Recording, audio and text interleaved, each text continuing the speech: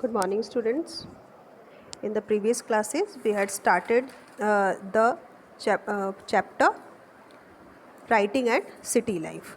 Okay, it is the chapter 1 of History and Series 2.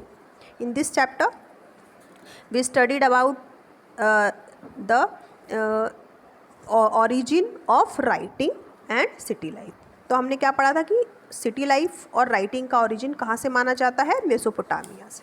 तो Mesopotamia के बारे में हमने पढ़ा था कि वो कहाँ पर सिचुएटेड है, उसकी सिविलाइजेशन जो है किन किन चीज़ों के लिए जानी जाती है. मेसोपोटामिया के जो इम्पोर्टेंट किंगडम्स थे उनको पढ़ा था. मेसोपोटामिया की लैंग्वेज के बारे में हमने पढ़ा था. आर्कियोलॉजिकल एक्सकेवेशन के बारे में पढ़ा था. आर्कियोलॉजिकल सोर्सेज पढ़े थे हमने. और ये भी पढ़ा था कि यूरोपियंस के लिए मेसोपोटामिया इतना इम्पॉर्टेंट क्यों है, और साथ ही मेसोपोटामिया और उसकी जोग्राफ़ी का जो मेसोपोटामिया की प्रोस्पेरिटी पर इफ़ेक्ट हुआ, ये भी हमने पढ़ा था. मेसोपोटामियन सिविलाइजेशन और ब्रोंज एज के बारे में पढ़ा था. अर्बनिज़म का सिग्निफिकेंस, जो अर्बनिज़म शुरू हुआ था मेसोपोटामिया में, उसके क्या मुख्य सिग्निफिकेंस थे या क्या विशेषताएं थीं, इसे भी हमने जाना था. और साथ ही सिटीज़ जो थी वहाँ की मेसोपोटामिया की, वहाँ पर गुड्स कैसे मूव होते थे एक जगह से, उनका मूवमेंट कैसे होता था, ये हमने पढ़ा था. Writing, the development of writing पढ़ी. उसमें हमने पढ़ा था कि जो स्क्रिप्ट है उसको यूनिफॉर्म राइटिंग कहा जाता है. जो मेसोपोटामिया की स्क्रिप्ट थी वो क्या थी? यूनिफॉर्म स्क्रिप्ट थी. और हमने ये भी पढ़ा कि क्ले टैबलेट का कैसे यूज़ किया गया मेसोपोटामिया में, राइटिंग के क्या यूज़ थे वहाँ पर. और साथ ही today we are going to study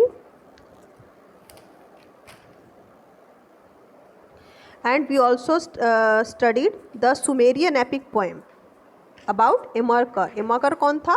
वो एक अर्लीस्ट रूलर था उरुक का. उरुक जो था साउदर्न किंगडम, साउथ का किंगडम था. कहाँ का? मेसोपोटामिया का, है ना. तो वहाँ का एक बहुत ही फेमस रूलर था, अर्लीस्ट रूलर था एमरकर. उसकी एक एपिक पोएम है, सुमेरियन एपिक पोएम है. तो एमरकर के बारे में उसमें जो कुछ भी बताया है उसकी भी जानकारी हमने ली थी. साथ ही एमरकर का जो है ये पोएम, एपिक पोएम है, उसका राइटिंग में क्या योगदान बताया गया है. ऐसा कहा जाता है कि एमरकर ने ही सबसे पहले टैबलेट का यूज़ किया था, क्ले टैबलेट का, और उस पर लिखना शुरू किया था. सिस्टम ऑफ राइटिंग के बारे में हमने पढ़ा था, है ना. क्या सिस्टम था उस समय पर राइटिंग का, लिटरेसी का क्या कंडीशन थी मेसोपोटामिया में, और साउदर्न मेसोपोटामिया में टेम्पल्स और किंग और वहाँ के अर्बनाइजेशन के बारे में पढ़ा था. ठीक है. आज हम पढ़ेंगे मेसोपोटामियन सिटीज़ के बारे में. मेसोपोटामियन सिटीज़ कौन कौन सी थी? उरुक, उर, मारी, निनेवे, निपुर और लागाश. अब इनमें टेम्पल्स का क्या रोल था मेसोपोटामिया में, है ना. 5000 BC से लेकर के जो सेटलमेंट शुरू हुआ था साउदर्न मेसोपोटामिया में ही वो डेवलप हुआ था. अर्लीस्ट नोन टेम्पल जो थे वहाँ के, वो स्मॉल श्राइन थे जो अनबेक्ड ब्रिक्स से बने होते थे. जो टेम्पल्स थे वो बहुत सारे देवी देवताओं को, बहुत सारे वेरियस गॉड्स का रेजिडेंस होते थे.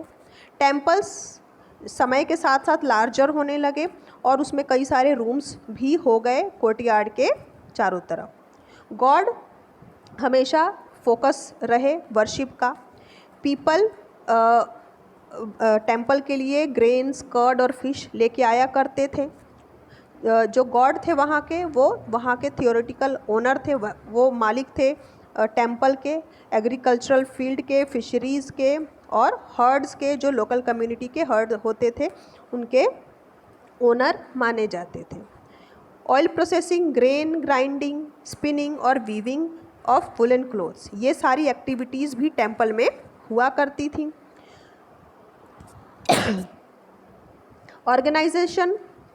Organiser of production, employer of merchants, keeper of written record of distribution and allotment of grain.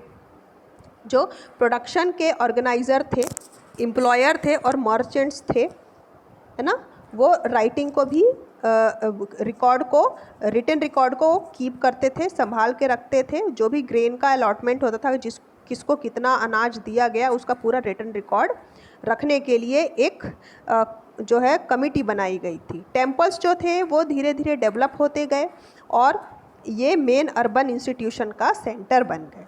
ठीक है, अब हम जानेंगे कि वहाँ पर कौन कौन से गॉड का वर्शिप होता था, है ना। तो वहाँ पर गॉड ऑफ उर, जिसे मून गॉड कहा जाता था, goddess of love and war Inanna, god of steppe Dagon, ये वहाँ के मुख्य देवी देवता थे। अब हम जानेंगे कि why Mesopotamian country side engaged in repeated conflicts. Mesopotamia के जो विलेज के रूरल एरिया के लोग जो थे वो लगातार कॉन्फ्लिक्ट्स में बार बार क्यों एंगेज होते रहे, है ना। तो इसमें यह है कि यूफ्रेट्स रिवर था, जो हमने क्या पढ़ा था कि जो मेसोपोटामिया था वो यूफ्रेट और टिग्रिस रिवर के बीच में था। तो जो यूफ्रेट था उसके अपस्ट्रीम चैनल पे, जो ऊपर की तरफ चैनल में जो लोग रहते थे, है ना, वो क्या करते थे कि वाटर को डाइवर्ट नहीं करते थे डाउनस्ट्रीम के विलेजेस में। उस चैनल के जो निचले भाग में जो गांव थे वहाँ पर वो वहाँ का पानी नहीं जाने देते थे, डाइवर्ट नहीं होने देते थे। Those who lived on upstream, जो लोग अपस्ट्रीम में रहते थे वो निगलेक्ट करते थे कि जो सिल्ट है वहाँ पर जमा हो और वहाँ पर चैनल ब्लॉक हो, तो जो वाटर का फ्लो होता था वो नीचे की तरफ नहीं हो पाता था। ठीक है, तो बेसिकली किस लिए ये कॉन्फ्लिक्ट होता था, क्योंकि जो अपस्ट्रीम पे जो लोग रहते थे यूफ्रेट्स रिवर के, वो डाउनस्ट्रीम में रहने वाले विलेजेस की तरफ उसका फॉल नहीं जाने देते थे। ओके, फिर हम जानेंगे how king gets high status power and authority. यहाँ पर जो राजा थे उन्होंने कैसे अपनी पोजीशन को ऊपर किया, अपनी अथॉरिटी को, अपने पावर को कैसे इंक्रीज़ किया। ओके, जब कंटिन्यू वॉरफेयर में लगे रहे यहाँ पर एक रीजन में, तो जो चीफ होते थे वो सक्सेसफुल जो होते थे इस वॉर में, वो क्या करते थे कि उनके जो फॉलोअर्स थे, उनको जो मानते थे उन रूलर्स को, उनमें वो अपने जीता हुआ पूरा जो धन होता था उनमें बांट दिया करते थे। जो चीफ होते थे वो प्रिजनर को जो थे जो हारा हुआ ग्रुप होता था जिससे वो वॉर करते थे और वो उनसे हार जाते थे, उनके हारे हुए प्रिजनर्स ले आके प्रिजनर्स को अपने एम्पायर में सर्वेंट का काम देते थे, गुलाम बना करके रखते थे, है ना। उस समय पर जो विक्टोरियस चीफ होता था वो प्रीशियस बूटी ऑफर करता था गॉड को, और इस तरह से टेम्पल्स को वो और सुंदर बनाता था। तो इस तरह से जो राजा थे उस समय पर उन्होंने अपनी पावर को, स्टेटस को, अथॉरिटी की ओर ज़्यादा हाई किया। अब हम पढ़ेंगे लाइफ इन सिटी। उस समय जो शहर थे उसमें लोगों की किस लाइफ कैसी थी, है ना, सिटी में कैसी लाइफ, कैसा जीवन लोग जीते थे। मेसोपोटामियन सोसाइटी जो थी वहाँ पर न्यूक्लियर फैमिली नॉर्मल बात थी, है ना। जो एक मैरिड सन होता था और उसकी फैमिली, वो अपने पेरेंट्स के साथ ही रहते थे। जो फादर होता था वो फैमिली का हेड होता था, और जो ब्राइड के पेरेंट्स होते थे, लड़की जो दुल्हन के माता पिता होते थे, वो अपनी इच्छा से लड़की को उसे शादी करने की छूट देते थे। और then a gift was given by grooms people to the brides people. तो उस समय क्या होता था कि जो ग्रूम के लोग होते थे, दूल्हे की तरफ के जो लोग होते थे, वो गिफ्ट देते थे ब्राइड पीपल को। Okay, when the wedding took place gifts were exchange by both party. जब शादी होती थी तब दोनों एक दूसरे को गिफ्ट देते थे और साथ में खाना खाते थे और टेम्पल ऑफर करते थे एक दूसरे को। Okay, when her mother in law came to fetch her, the bride was given her share of inheritance by her father. ठीक है, जब उसकी जो लड़की होती थी उसकी मदर इन लॉ जब आती थी उसको ले जाने के लिए, तो वो अपने उसका जो शेयर होता था उसके फादर की प्रॉपर्टी में वो उसको ऑफ़र करती थी अपनी मदर इन लॉ को। फादर का जो हाउस था, हर्ड्स थे, फील्ड्स थे, वो सब उसके बेटे को इनहेरिट होते थे, मतलब उसके बाद उसके बेटे का सब होता था। अब हम पढ़ेंगे मेसोपोटामियन सील के बारे में। सील, जो उस समय सील होते थे वो सिलिंड्रिकल स्टोन के सील्स ज़्यादातर बने होते थे। जो सील थे वो स्टोन के होते थे, है ना, और उसके ऊपर वेट क्ले लगा होता था, इसलिए वो पिक्चर जो है कंटिन्यू उस पर क्रिएट होती रहती थी। जो सील होते थे वो स्टोन के भी होते थे, कॉपर के, ब्रोंज़ के, गोल्ड के, आइवरी के और बोन के भी होते थे। जो लोग सील बनाते थे वो स्किल्ड क्राफ्टमैन होते थे, कुशल कारीगर होते थे। जो सील्स जिसमें राइटिंग की जाती थी उस पर ओनर का नाम लिखा जाता था, उसके गॉड का नाम लिखा जाता था और उसके ऑफिशियल पोजीशन को भी लिखा जाता था।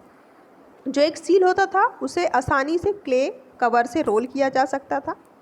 जो नॉट होती थी वो क्लॉथ के पैकेज में उसको स्ट्रिंग से नॉट किया जाता था, या फिर एक पॉट के तरह उसका माउथ बना दिया जाता था। तो ये थे मेसोपोटामियन सील। अब हम पढ़ेंगे उरूक के बारे में। उरूक जो कि एक मेसोपोटामियन सिटी थी। उरूक जो था एक मेसोपोटामिया का अर्लीस्ट सिटी थी, बहुत प्राचीन शहर था वहाँ का।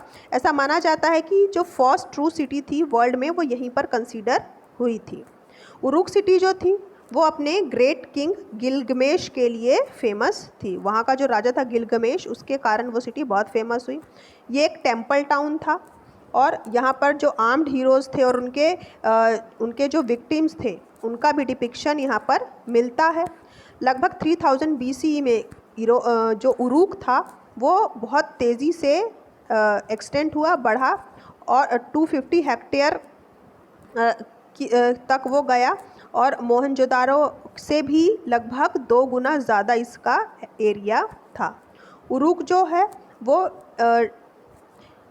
बहुत जल्द उसने अपने आप को डिफेंसिव बना के रखा था, उस पर कोई भी जल्दी हाथ नहीं डालता था, सुरक्षित स्थान था उरूक जो था।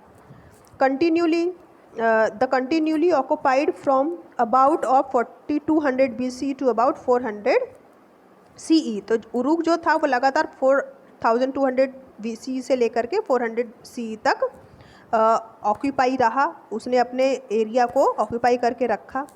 2800 BC के लगभग इसका एक्सपेंड हुआ, लगभग 400 हेक्टेयर और यहाँ का एरिया एक्सटेंड हो गया। War captives and local people were put to work for the temple और डायरेक्टली फॉर द रूलर। यहाँ पर जो वॉर में जो पकड़े जाते थे लोग, जब वॉर होता था तो जो डिफीट हो जाता था रीजन, वहाँ के जो कैदी होते थे, जो वहाँ से पकड़े जाते थे जो लोग, या फिर जो लोकल पीपल होते थे, उन्हें टेंपल में काम करने के लिए या फिर डायरेक्टली रूलर का काम करने के लिए सर्वेंट के रूप में रखा जाता था। जो वर्क पर जिन्हें नहीं रखा जाता था उन्हें राशन पे किया जाता था और सैकड़ों की संख्या में राशन की लिस्ट यहाँ से मिली है। अब एक और इम्पॉर्टेंट सिटी थी उर के बारे में हम पढ़ेंगे। उर जो सिटी थी ये भी मेसोपोटामिया की एक इम्पॉर्टेंट सिटी मानी जाती है। उर जो था वह ऑर्डिनरी हाउस थे वहाँ पर इस टाउन में, और सिस्टमैटिक एक्सकेवेट किया गया उसको 1930s में। यहाँ की स्ट्रीट्स नैरो थी, कार्ट्स जो थे यहाँ पर व्हील्ड थे, उस पर पहिए लगे हुए थे जो हाउस तक नहीं पहुँच सकते थे, है ना। ग्रेन्स के जो अनाज होते थे उसकी बोरियां होती थी, बोरियों में उसको रखा जाता था। फायरवुड जो है यहाँ पर डोंकी के बैक पर रख के शायद लाया जाता होगा। इर्रेगुलर शेप थे यहाँ पर हाउस के प्लॉट जो थे उनके। टाउन प्लानिंग का एब्सेंस था, कोई भी यहाँ पर हाउस ड्रेन नहीं था, नालियाँ नहीं होती थी। ड्रेन्स और जो क्ले के पाइप्स होते थे वो इनर कोर्टयार्ड में होते थे। दोज रूफ स्लोप्ड इनवर्ड, जो हाउस के रूफ थे, छतें होती थी, वो अंदर की तरफ उनका स्लोप होता था और रेन वाटर जो है वो ड्रेन पाइप्स की थ्रू नीचे आता था और इनर कोर्टयार्ड में वो जमा होता था। लोग जो हैं अपने हाउस होल्ड वेस्ट को स्वेप्ट करके और स्ट्रीट्स में फेंकते थे और स्ट्रीट का जो लेवल था वो राइज था, ऊपर को उठा हुआ था, ऊंचा था। लाइट आती थी हर रूम में, विंडो से नहीं आती थी बल्कि दरवाजे से ही, दरवाजे जो बनाए जाते थे कोर्टयार्ड के वो ओपन होते थे, ओपन कोर्टयार्ड बनते थे, वहीं से लाइट आती थी। और ये फैमिलीज़ को प्राइवेसी देने के लिए ऐसा शायद किया जाता होगा। वहाँ पर सुपरस्टिशंस भी होते थे हाउस को लेकर के, है ना।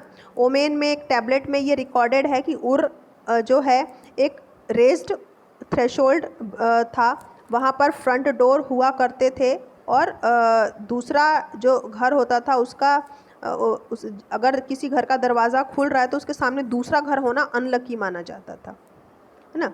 If the main wooden door of a house opened outward, अगर जो मेन डोर होता था वो बाहर की तरफ खुलता था, है ना, the wife would be a torment to her husband.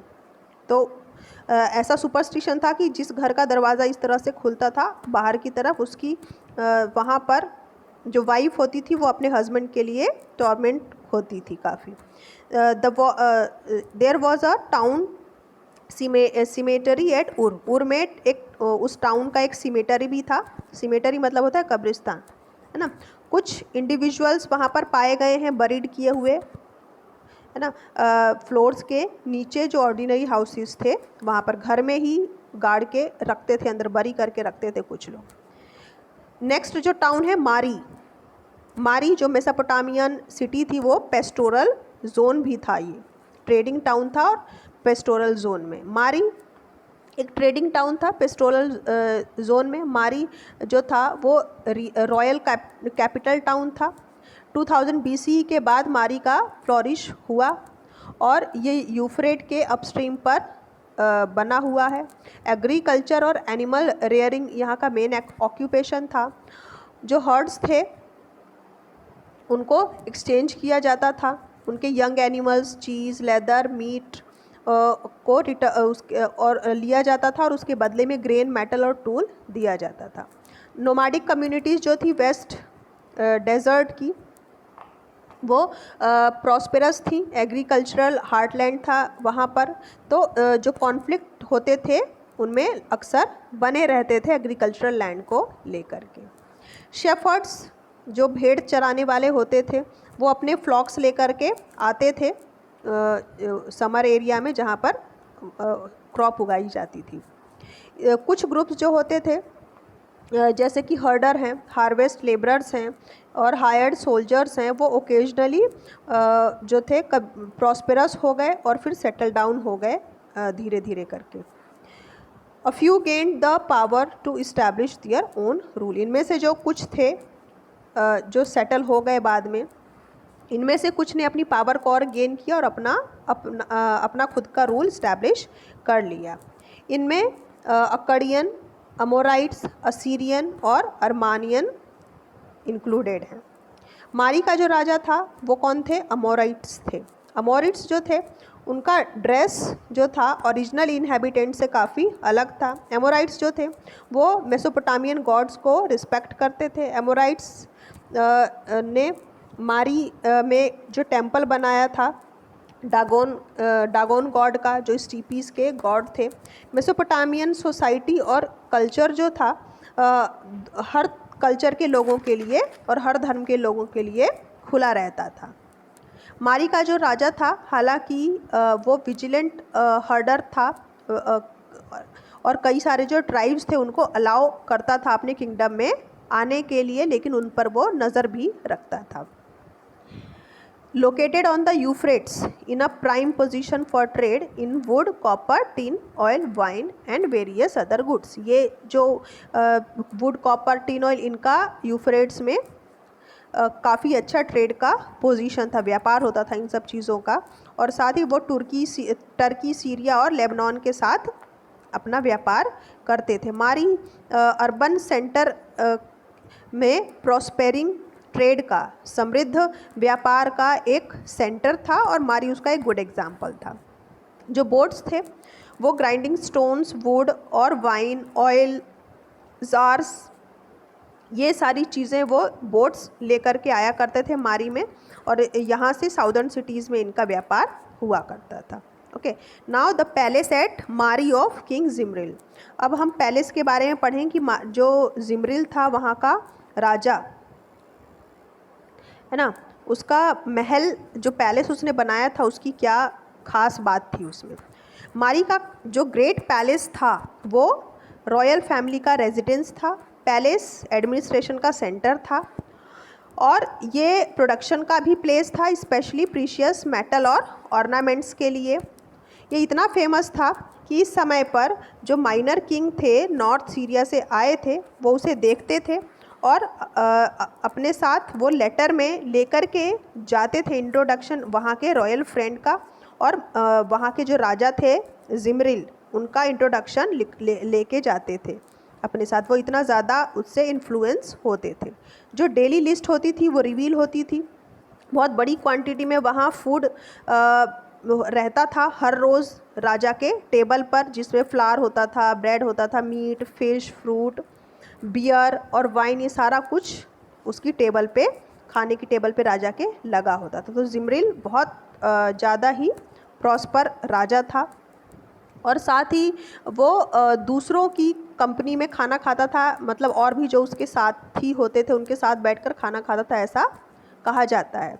जो पैलेस था उसमें एक ही एंट्रेंस था नॉर्थ से। जो किंग था वो फॉरेन डिग्निटरीज़ को रिसीव करता था और अपने लोगों को उस 130 people in 130 room with wall painting that would have odd the visitors. 132 एक इतना बड़ा रूम होता था कि एक समय पर 132 पीपल उसमें बैठ सकते थे, और उनकी वॉल्स जो होती थी उस रूम की बहुत सुंदर और पेंटिंग की हुई होती थी जहाँ पर विजिटर्स आते थे। जो पैलेस था वो उसका स्ट्रक्चर काफ़ी स्प्राउलिंग था, 260 रूम्स थे वहाँ पर, और उसका एरिया 2.4 हेक्टेयर्स का था। तो ये विशेषताएं थी मारी के किंग जिमरिल के पैलेस की। Okay, now cities in Mesopotamian culture, epic of Gilgamesh. Gilgamesh जो राजा था उसके बारे में इसका एपिक दिया गया है। मेसोपोटामियन जो थे वो सिटी लाइफ को वैल्यू करते थे। जब सिटी डिस्ट्रॉय हो गए वॉर में तो उन्होंने अपनी पोइट्री रिकॉल किया। गिलगमेश का एक एपिक लिखा हुआ है जो 12 टैबलेट्स पर लिखा गया है। गिलगमेश के बारे में ऐसा कहा जाता है कि उसने उरूक सिटी को रूल किया था कुछ समय के लिए एमाकर के बाद। उसे जब अपने फ्रेंड एमाकर की डेथ की बात चली तो वो काफ़ी शॉक्ड हो गया, और उसने फिर जो उसकी इमोरालिटी थी, अपने फ्रेंड के बारे में जो भी चीज़ें थी उसको ढूंढने के लिए वाटर को क्रॉस करके वर्ल्ड के चारों तरफ उसने लोगों को भेजा था। After a heroic attempt Gilgamesh failed and return to Uruk. ऐसे ही एक अटेम्प्ट में गिलगमेश फेल हो गया, हार गया और वापस उरूक आ गया। There he consoled himself by walking along the city wall. वहाँ पर वो सिटी वॉल पर के आसपास घूमकर, उसके बैक में और फोर्थ में घूम करके अपने आप को तसल्ली दिया करता था, कंसोल किया करता था। साथ ही जो फायर्ड ब्रिक्स थे, जो उसका पैलेस बना हुआ था कैसा था, फायर्ड ब्रिक्स से बने हुए थे, जो फाउंटेन्स बने हुए थे जिसे वो बहुत पसंद करता था। It is the city of wall. Uruk शहर जो था, सिटी थी, वो वॉल्स की सिटी कही जाती थी।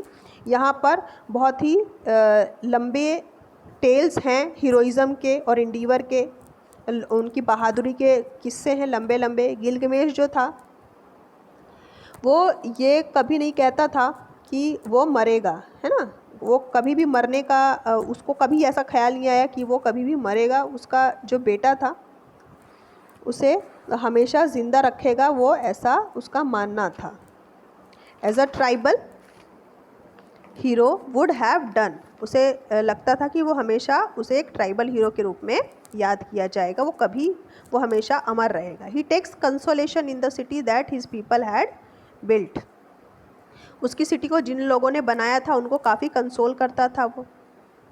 Then the legacy of writing, legacy जो राइटिंग्स हैं वहाँ की, उससे क्या लेगेसी मिली है, क्या उसका जो है प्रभाव है, उससे हमें क्या छोड़ के गई है वहाँ की राइटिंग हमारे लिए।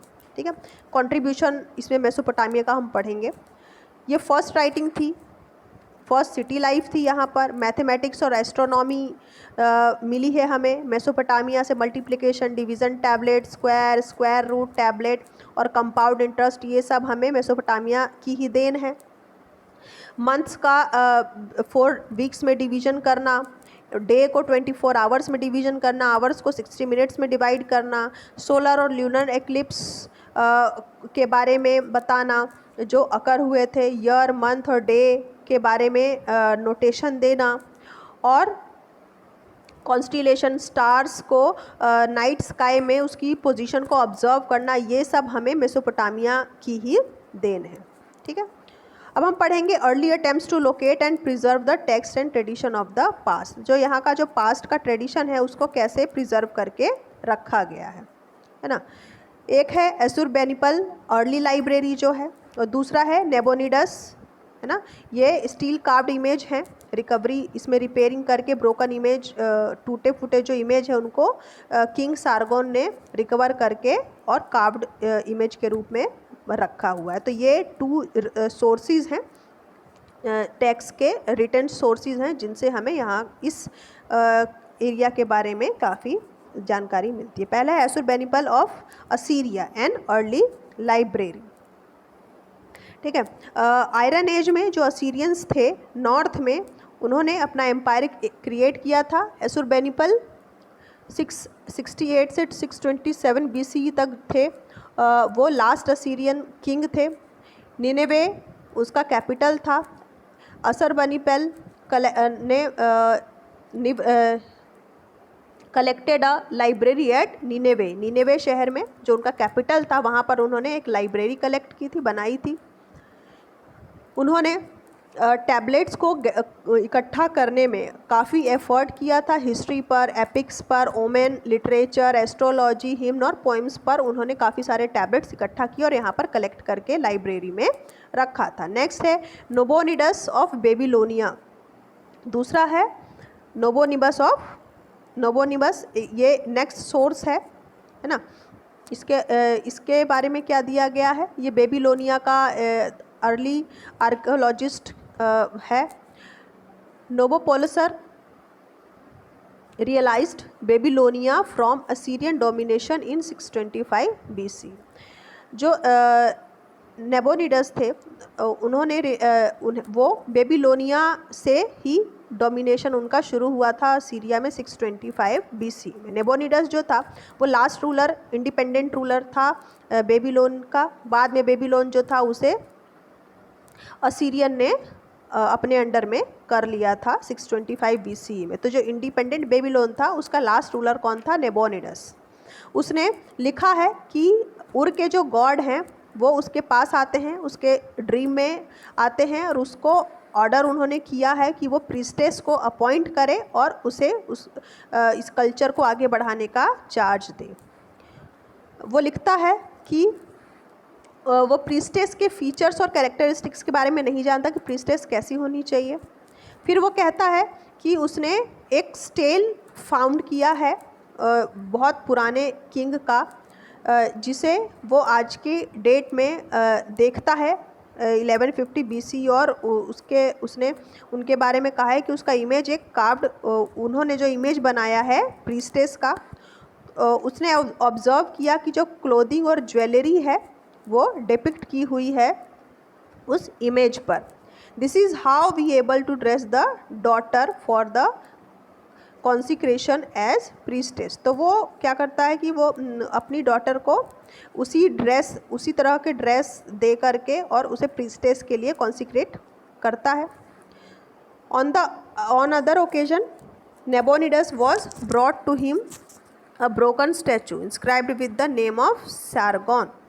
एक दूसरे ओकेजन में नबोनिडस जो था वो एक ब्रोकन स्टैचू लेकर के आया था जिस पर किंग सारगोन का नाम लिखा था, जो अक्कड़ के राजा थे जिन्होंने 2370 BC के लगभग शासन किया होगा। नबोनिडस जो था उसने स्टैचू को रिपेयर करवाया था और उसने लिखा था कि मैंने स्किल्ड क्राफ्टमैन्स को समन किया है ताकि वो इसके और उसके हेड को, जो स्टैचू है उसके हेड को रिप्लेस करवाया है। तो ये जो चैप्टर था राइटिंग एंड सिटी लाइफ, इसमें हमने मेसोपोटामिया के सारे किंगडम्स के बारे में पढ़ा, उनकी राइटिंग्स के बारे में, जो राइटिंग की शुरुआत हुई, कैसे वो फ्लॉरिश हुई, कैसे पूरे वर्ल्ड में पहुंची, इसके बारे में हमने पढ़ा। तो इसको आप एक्सप्लेनेशन अच्छे से सुनिए और इसके नोट्स मैं फर्स्ट पार्ट का दे चुकी हूँ, सेकंड पार्ट का नोट भी आज मैं आपको प्रोवाइड कर दूँगी, तो वो आप अपनी कॉपी में नोट करेंगे। Then I will give you the question answer, important question answer of this chapter. Okay, good bye.